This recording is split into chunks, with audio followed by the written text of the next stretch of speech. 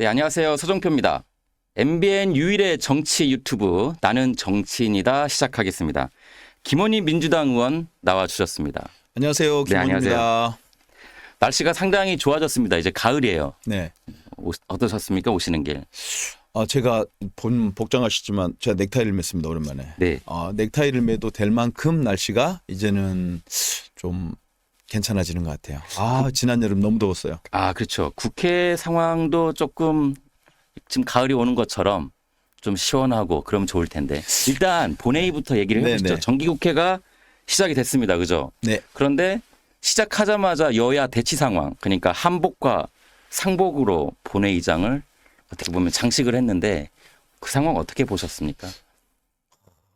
이제 우리 국회는 한 해 농사를 마무리하는 게 정기국회거든요. 네. 100일간의 9월 1일 날 시작해서 12월 9일 날 끝나는 100일간의 그 수학기. 네. 그래서 이제 법률, 예산, 국정감사 이런 게 다 정기국회에 포진돼 있단 말이에요. 그래서 그 시작을 알리는 개회식은 약간의 축제 같은 거거든요. 네. 우리 그래서 백혜련 의원이 제의하고 또 국회 우원식 의장까지 동의해서 우리 요즘 한참 세계적인 열풍을 불고 있는 K문화, K한복, 네. 한복, 그다음에 캐대헌에서 또 한복이 엄청나게 히트를 쳤잖아요. 네네. 그래서 그런 취지를 살려서 예전에는 사실 여성 의원 몇 분이 이제 상징적으로 입으셨는데 올해는 한번 좀 다 입어보자 이렇게 제안까지 했는데 저는 흔쾌히 그래서 민주당은 안 어울리는 한복을 잘 안 입는 한복을 나름대로 입으려고 노력을 했는데 국민의힘 의원들 까만 옷에 근조기까지 달고 오니까 그러니까요. 심지어 조금 아쉬웠습니다. 아. 조금 아쉬웠습니다.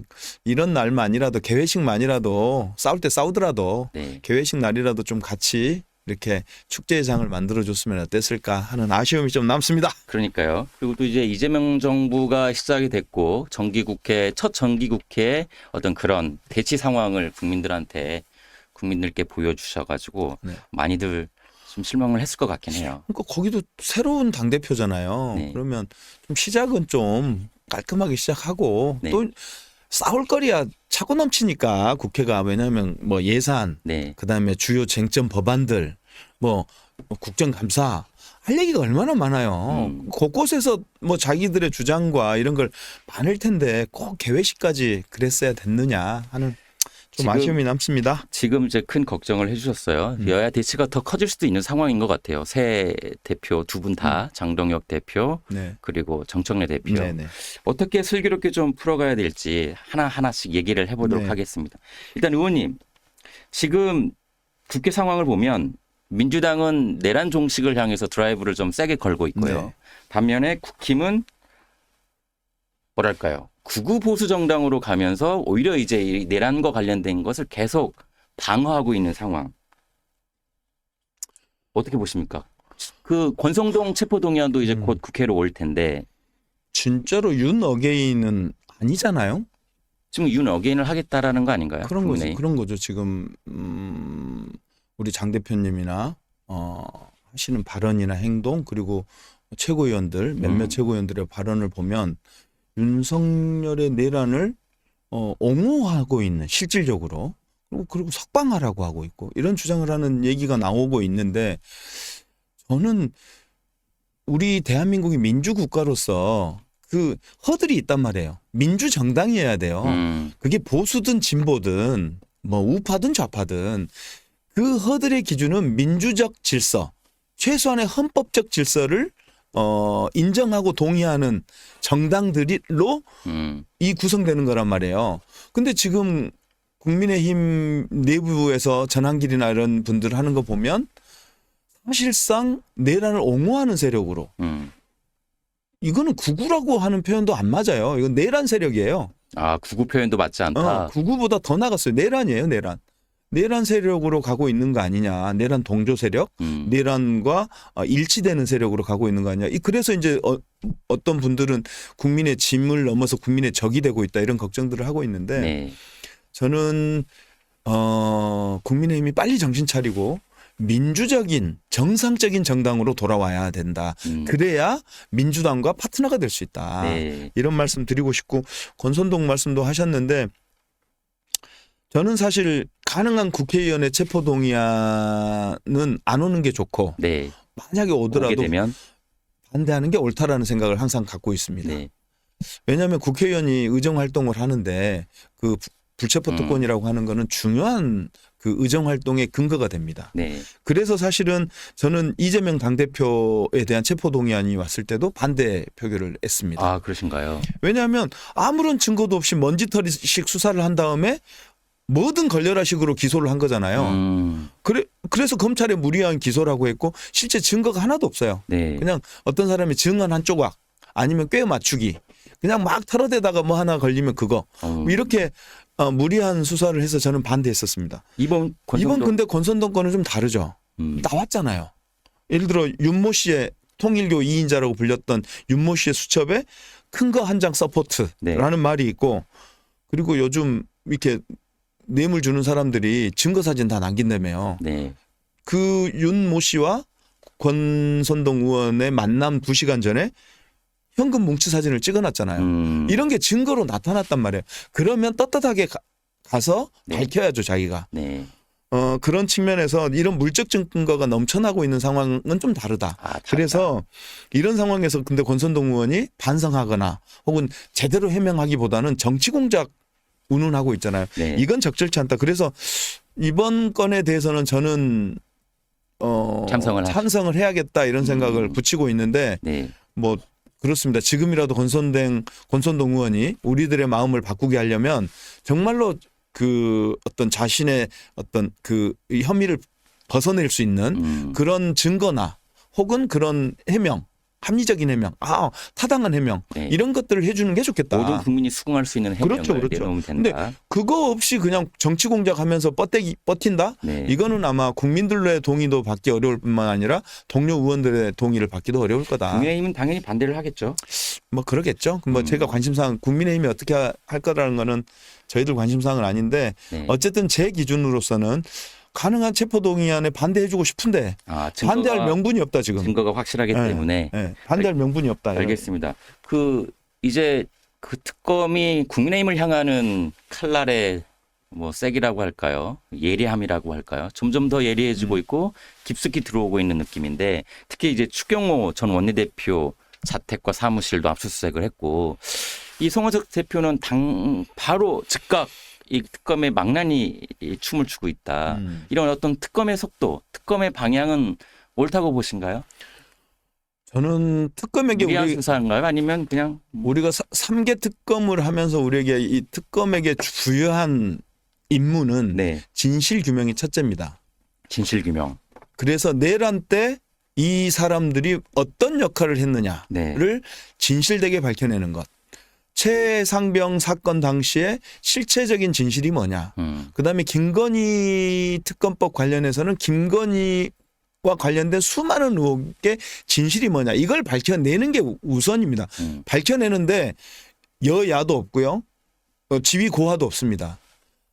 혐의가 있다면 조사받아야 되고요. 네. 그 과정에서 혐의가 없다면 풀려나는 거고 혐의가 있다면 거기에 합당한 처벌을 받아야 됩니다. 그게 바로 국민들이 바라고 있는 내란 세력의 뿌리를 뽑는 것 아니겠습니까? 그래서 추경호 전 원내대표의 행적에 당일 행적에 의문부가 많이 찍히고 있는 게 사실이잖아요. 네. 해명해야죠. 근데 본인은 지금 자꾸 부인하고 거짓 해명을 하고 있어서 특검에서 압색까지 갔다 이렇게 생각합니다.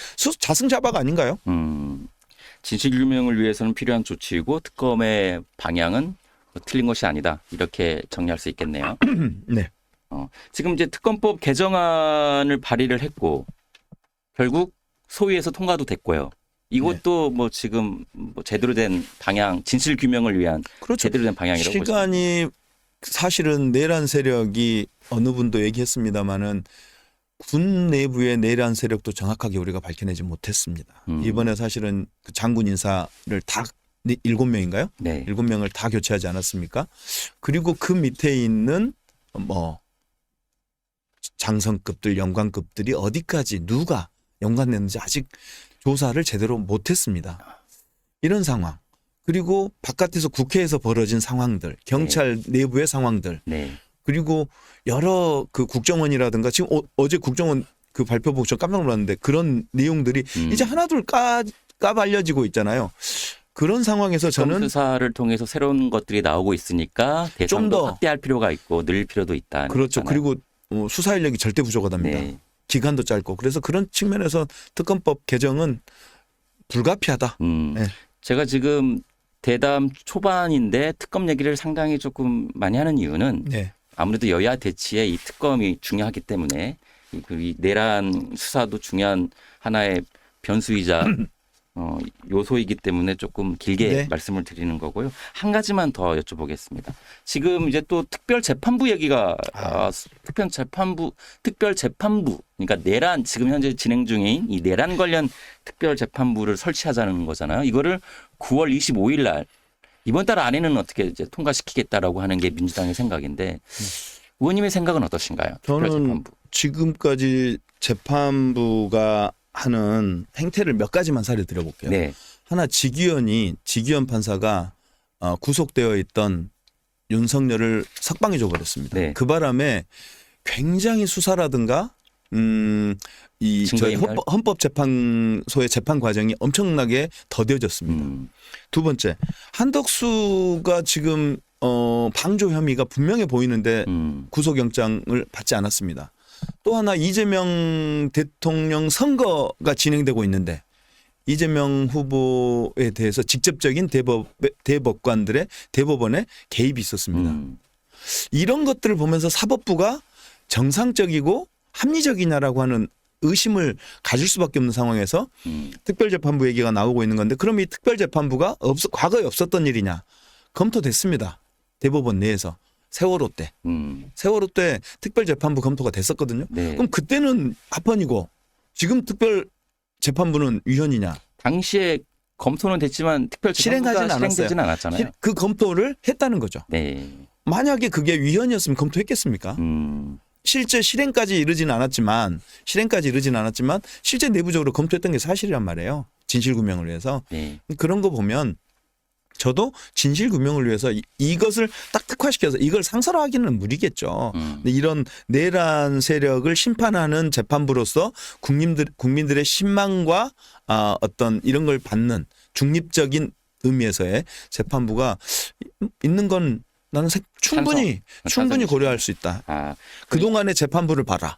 재판부에 대한 불신에서 자기들이 한 행위들이 네. 국민들이 불신하게 해줬잖아요. 자기들의 이 재판과 석방, 구속영장, 그다음에 재판 과정에서 사법부가 실질적으로 내란에 동조하고 있다는 의구심을 들게 만들었잖아요. 네네. 그 책임을 자기한테 있는 거죠. 그 책임은. 지금 특검이 수사하고 있는 내용을 가지고 기소를 하고 재판이 진행이 되면 특별재판부에서 유무죄를 가린다. 심판하면 되죠. 판결을 한다는 재판을 건데 하면 되죠. 이게 사법권의 독립을 침해한다라는 그래서 대법원에서도 즉각 입장을 냈고요. 그 부분은 걱정 안 되시나요? 사법부의 독립을 침해한다. 그런 우려는 사법권. 충분히 뭐 자기들 입장에서는 낼 수 있다고 보는데 저는 내란 세력을 뿌리 뽑는 데는 네. 예전에 특별검사 제도라는 게 있었습니까? 근데 지금은 상당히 유용하게 쓰이고 있잖아요. 네. 왜 그렇습니까? 그 검사라고 하는 집단 자체가 공정하지 않는 수사를 하고 있다라고 하는 검증이고 그래서 해보니 그 특검들이 나름대로 객관적이고 합리적으로 수사를 진행하더라. 네. 그리고 진실 규명을 잘 하더라. 이런 효용성이 있는 거잖아요. 아직까지 특별재판부는 없었죠. 그런데 없다는 것이 곧 그게 영원히 없어야 되느냐. 저는 그렇지 않다고 봐요. 필요하면 하는 거죠. 알겠습니다. 그러니까 국민의힘의 어떤 자초한 일에 대한 종결 네. 그걸 이제 판결로 결론을 내리기 위한 일련의 과정이다. 이렇게 볼 수 있겠네요. 지금 하여간 국민 정서상 혹은 내란이 다시는 내란 세력이 준동하지 못하도록 알겠습니다. 내란을 꿈꾸지 못하도록 하기 위해서는 좀 특별한 조치가 필요하다. 호남 의원이시니까 조국 혁신당 얘기 좀 살짝 예. 해보겠습니다. 그 전에 의원님 얘기를 좀 하시죠. 차기 민주당 전남도당 위원장 맡게 될 예정이라고. 지금 뭐 만약인데요. 아직은 네. 주철현 우리 의원님이 지금 입지를 세우고 있어서요. 만약에 이제 주철현 의원님 도지사를 도전하게 되면 이제 네. 그 자리가 공석이 됩니다. 네. 근데 뭐 확정된 건 아직 아니고요. 네. 근데 만약에 주철원 선배님이 이 가정입니다만 이런 얘기는 참 하기 어려운데 그런 상황이 벌어진다면 책임을 오케이, 회피하지 알겠습니다. 않겠다. 아, 오케이. 책임을 회피하지 않겠다. 네. 기꺼이 소임을 다하시겠다. 그럼요. 네. 그렇게 해야 될 때라고 생각하고 제가 또 그런 역할을 하는 게 내년 지선에서 지방선거에서 호남 상당히 중요하고 네. 좀 전에 이제 우리가 얘기를 하려고 했지만 조국 대표 지난 총선에서 역할 컸거든요. 호남 민주당하고의 호흡이 좋았잖아요. 네. 내년 지방선거도 그렇게 될 거라고 보십니까? 아니면 어떻게 보시나요? 저는 그렇게 좀 역할 분담을 해서 함께 했으면 좋겠다는 생각을 갖고 있는데 저는 네, 뭐 조국 혁신당의 생각까지 제가 강제할 수는 없는 것이어서 네, 그런 기대는 갖고 있다. 함께 합리적으로 선거 연대를 하면 좋겠다. 연대를 하면 좋지만 연대라고 하는 것이 민주당과의 호흡이 좋고 네, 서로 이렇게 이제 협치가 잘 됐을 때 가능한 것인데 그렇습니다. 지금 이제 사면 이후에 조국 대표의 행보나 어떤 정치적인 상황을 보면 과연 민주당과의 협치가 옛날만큼 할 수 있을까? 이런 우려가 벌써부터 나오고 있거든요.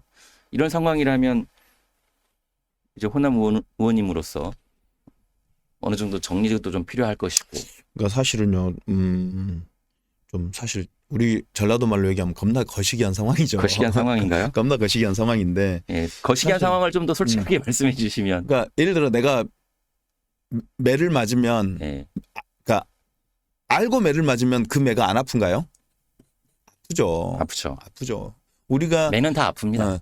조국 대표를 사면하는 과정에서 사면하면 논란이 벌어지고 그게 지지율 하락으로 이어질 거다라고 하는 사실을 알고서도 사면을 한 거잖아요. 네, 그럼에도 불구하고 지지율이 실제 떨어졌고 네. 이런 게 출렁출렁하니까 아팠죠. 국정 운영 네, 매우 아픈 상황인 거죠. 네.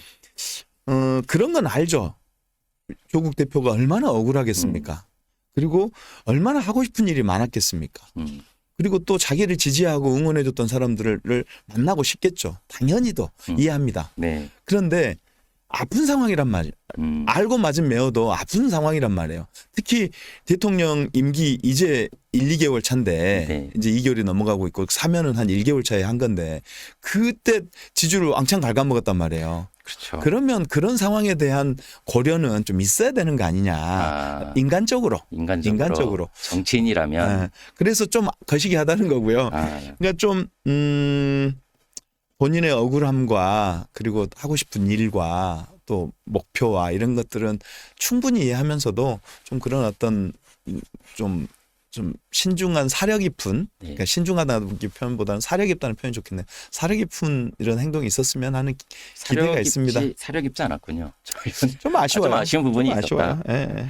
그러면 제가 단도직입적으로 한번 여쭤보겠습니다. 조국 혁신당과의 합당 내년 지방선거 전에 어떻게 가능할까요? 아니면 저는 저번 총선보다 더 안 좋은 상황이 될 것 같다.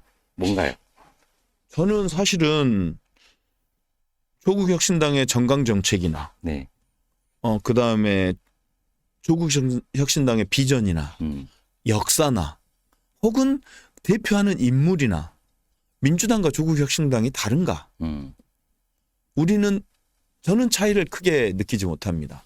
사실 역사도 공유하고 있고 노무현 대통령, 김대중, 문재인을 공유하고 있고 네. 이재명 대통령 당선을 위해서 우리가 힘을 합했고 이 여러 가지가 있는 상황인데 굳이 우리가 따로 있을 이유가 뭐냐라는 생각은 저는 갖고 있습니다. 원론적인 거죠. 원론적이죠. 네. 근데 이제 그럼에도 불구하고 조국 혁신당 내부의 사정이 있을 테니까 그걸 제가 뭐라 하지는 못하겠습니다만은 저는 그런 생각을 갖습니다. 그래서 연대 혹은 합당 이런 건 충분히 고려할 만하고 할 수 있다. 제 개인의 의견으로는 할 수는 있다. 근데 그건 과연 이제 물리적으로 이루어지겠느냐. 아니 강제할 수는 없죠. 그건 조국 혁신당의 생각이 있을 테니까 이거는 알겠습니다. 이 상대가 있는 일이잖아요. 그거를 제가 강제하거나 강요하거나 그럴 수는 없죠. 근데 제 생각은 충분히 우리는 함께 할 수 있다. 네. 이제 많은 분들께서 이제 심상정 대표의 길을 가는 것이 아니냐 이런 우려가 나오고 있는 게 현실이어서 사실이어서 살짝 한번 여쭤봤고요. 아니 그 얘기를 좀 저도 하고 싶었어요. 그러니까 우리 박지원 네. 우리 전 원장님이 이제 그 말씀하셨는데 사실은 선거 결과는 전국에 지대한 영향을 미칩니다. 사실 지난 대선 때 영광 군수 선거와 담양 군수 선거가 있었습니다.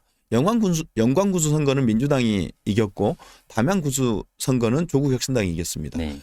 그때 당시에 여론에 워낙 이제 탄핵 이후에 이제 대통령 파면 이후에 벌어지는 선거라 큰 출렁임은 없었습니다만은 사실은 이걸 일부 언론이나 국민의힘에서는 이재명 대표의 호남 장악력이 떨어진 거 아니냐 이렇게 해석하는 네네. 해석들도 많이 있었습니다. 나왔죠. 네.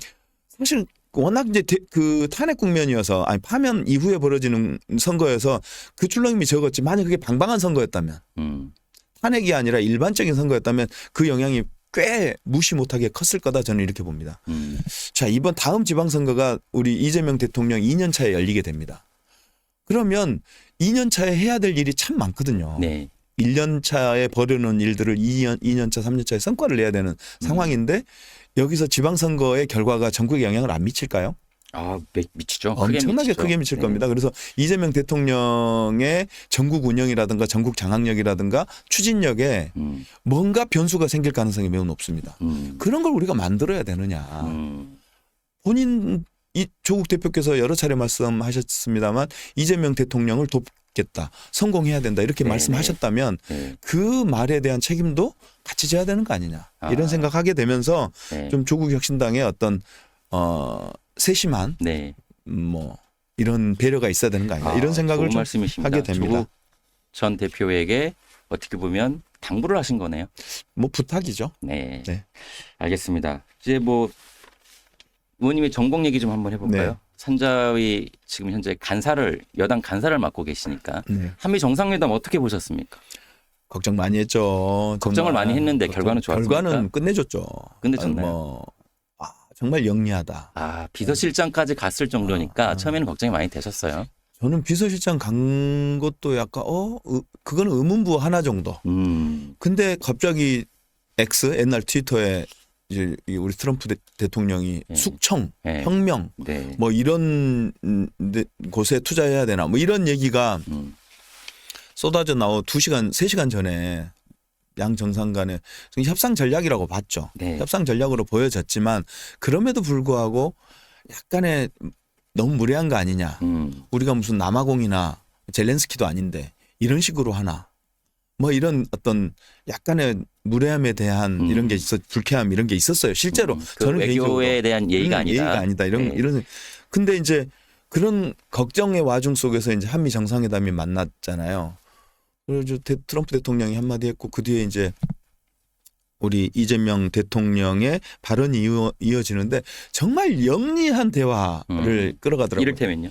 첫 번째로는 다우지수가 최고다. 약간 미국 시켜주는, 경제가 네. 당신 때문에 살아나고 있다. 두 번째 중동이나 아프리카나 이런 전쟁국들이 당신이 개입하면서 평화를 찾고 있다. 이러면서 그 나의 주제가 아니라 상대방이 관심이 있고 상대방이 좋아하는 주제를 딱 던져요. 그래서 관심을 끕니다. 그래서 여기서 상대방이 좋아하는 주제에서 살짝 넘어가요. 당신의 역할이 중요하다. 그러면서 피스메이커, 페이스메이커 얘기를 합니다. 네. 당신의 역할.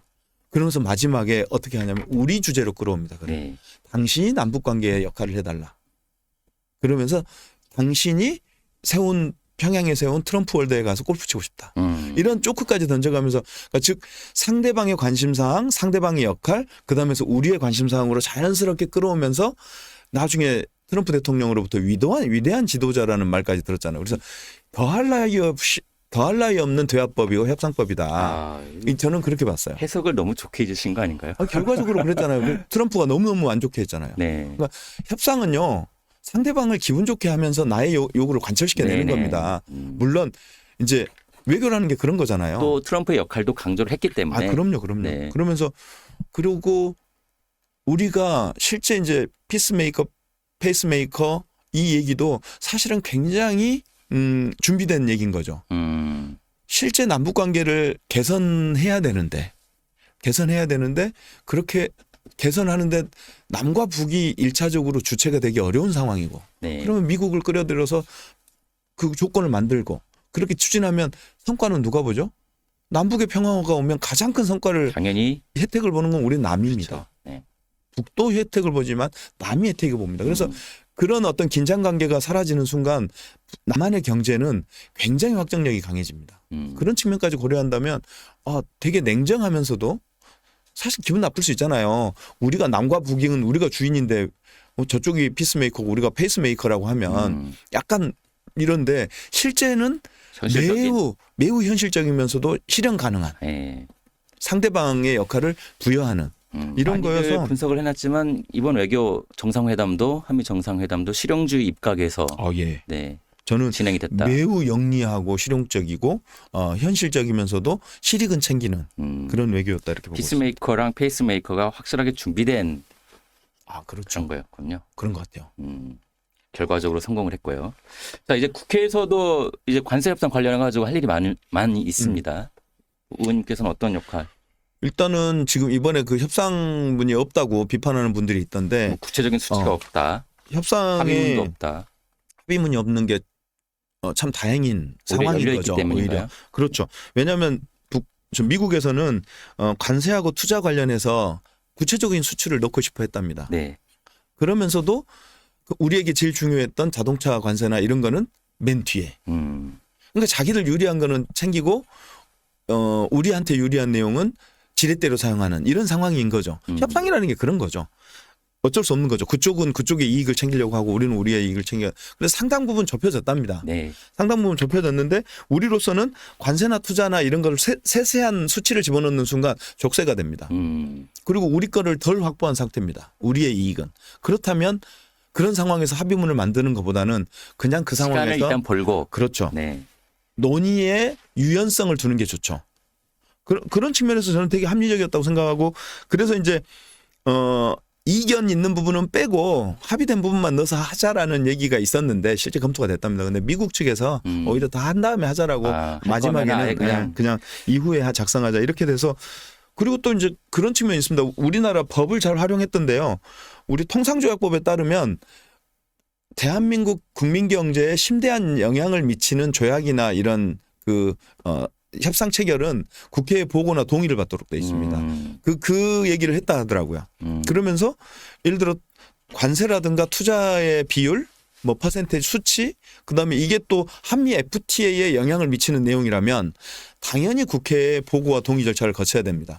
그런 측면에서 산자위에서 계속 지켜보고 있는 상황이고 저희가 지난 윤석열 정부 때 그때 이제 안덕근 전 장관한테 계속 이 얘기를 요구한 거죠. 국회의 동의가 필요하다고 하는 걸 지렛대로 써라. 우리는 국회에 보고하고 동의하는 절차를 밟을 수밖에 없다. 전략적으로 성공한 그렇죠. 잘 케이스네요. 활용한 거죠. 네. 우리 국내의 어떤 제도와 절차를 지렛대로 잘 사용한 거죠. 네. 앞으로 이제 국회에서 이제 좀 섬세하고 정교한 부분을 협상해 나가는 과정을 여야 협치를 통해서 해결을 해야 되겠네요. 네. 어제였습니다. 국무회의에서 노란봉투법 상법이 의결이 됐어요. 지금 뭐 야당도 그렇고 재계에서도 그렇고 기업을 옥죄는 법안이다. 산자위에서도 상당히 중요하게 봤던 법안이지 않습니까? 네, 뭐 우리 기업인들 입장에서는 걱정하는 측면이 있죠. 산업계에서는 걱정하는 측면이 있습니다. 근데 그동안 그러니까 합법적 파업이 불비한 그러니까 덜 갖춰진 노동법 때문에 노동조합이 피해를 너무 많이 봤습니다. 예를 들어서 그런 거죠. 그러니까 어마어마한 손해배상을 노동조합에 매기잖아요. 네. 쌍용차라든가 뭐 이런 사례들이 많은데 그 과정에서 노동조합이 엄청난 피해를 받고 실제 많은 분이 돌아가셨습니다. 그 조항 때문에. 그래서 노동계에서는 이 합리적으로 어떤 손해배상에 대한 문제라든가 그다음에 단결권 문제 그리고 뭐 그 외에 여러 가지 문제들에 대해서 노동조합의 요구가 있었고요. 산업계의 우려가 있는 거는 저희들도 충분히 듣고 있는데 이거는 저희들이 좀 사회적 합의를 통해서 일단은 이 문제를 일단락 짓는 게 좋다. 이게 결론이 안 나고 계속 늦춰지잖아요. 그러면 사회적 갈등이 점점 커집니다. 그래서 이 사회적 갈등이 커지면 사회적 비용이 발생하고 나중에 이 문제를 해결하려고 했을 때 지금보다 몇 곱절은 더 큰 사회적 비용이 발생하고 네. 갈등이 초래됩니다. 그래서 지금 이 문제는 매듭을 짓는 게 좋다. 사실은 윤석열 정부 때 우리가 2번이나 보냈는데 거부권을 2번이나 행사하지 않았습니까? 그렇죠. 네. 좀 늦었다 사실은 음. 그런 생각을 하고 있습니다. 대통령께서도 그런 말씀을 하셨더라고요. 새는 양 날개로 날듯이 노동과 노동조 기업 다 중요하다. 그렇습니다. 그리고 노동자들이 다만 노동을 먼저 챙기고 있는 것이 아니냐 이런 재계의 우려. 그래서 이제 또 이 산업을 위한 네. 우리 이제 뭐 AI라든가 반도체라든가 혹은 전략 산업에 대한 지원이라든가 재생에너지 그러니까 이 산업이 돌아가기 위한 가장 중요한 게 이제 재생에너지인데 네. 아리백이니까요. 네네. 이 그런 문제라든가 이런 것들에 대해서 정부가 획기적인 지원책을 준비하고 있는 것으로 알고 있고요. 알겠습니다. 재생에너지와 관련된 얘기를 하려면 또 1시간이 필요해요. 워낙 전문가시고 관심도 많으시다 네. 보니까 AI랑 재생에너지 관련된 부분은 나중에 다시 또 기회가 되면 네. 제가 한번 모시고 말씀을 나눠보도록 하고요. 아까 지방선거 살짝 얘기했지만 그다음에 전남 도당위원장 얘기도 했지만 호남에 지금 뭐 대표를 하고 계시는 의원님이시기 때문에 호남 재선 의원으로서 앞으로 국회 이제 사실 시작이지 않습니까? 정기국회도 뭐 시작했고요. 어떤 역할을 해주실 수 있을지 짤막하게 한 말씀 듣고 대담 마무리하겠습니다. 네, 지금 호남 지역이 위기와 기회를 동시에 맞고 있습니다. 목포를 중심으로 해서 전남 서남권은 재생에너지 특히 해상풍력의 수도라고 하는 즉 중심지라고 하는 큰 기회를 맞고 있고 그 해상풍력을 만들어서 그걸 예전에는 서울로 보내는 것이 서울 수도권으로 그러니까 즉 소비처로 보내주는 게 네네네. 땡이었는데 네, 지금은 그 우리가 만든 재생에너지를 우리가 쓰자 그렇죠. 지산지소라는 네, 개념으로 아리백 전용 국가산단을 서남권에 유치하자 이렇게 가고 있는 거거든요.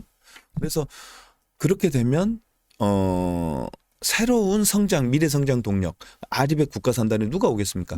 아리백 기업들이 다 입주할 거 아닙니까? 거기에 지금 정부가 대기업을 유치하겠다 이런 것까지 계획이 나와서 저희들로서는 이제 기회 요인인데 또 한편으로는 우리 전남의 중심 경제축이 석유화학하고 철강 이런 것들이거든요. 근데 이게 지금 위기를 맞고 있는 게 사실이고 대전환을 해야 되는 시기입니다. 그래서 그런 걱정들도 있습니다. 그래서 그런 어떤 철강 산업이나 석유화학 산업에 대한 정부의 지원이라든가 효과적인 전환 이런 것도 저희들이 준비해야 되는 상황이어서 우리 전남 지역 국회의원이 10분입니다.